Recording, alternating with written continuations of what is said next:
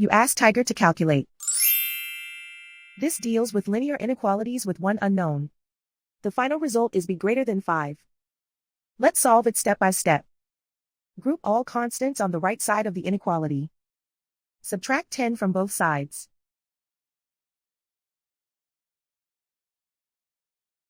Simplify the arithmetic.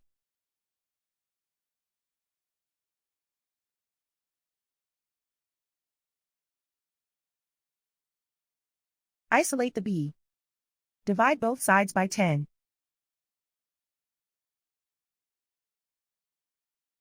Simplify the fraction.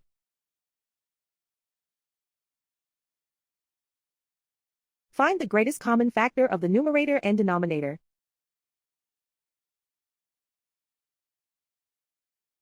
Factor out and cancel the greatest common factor.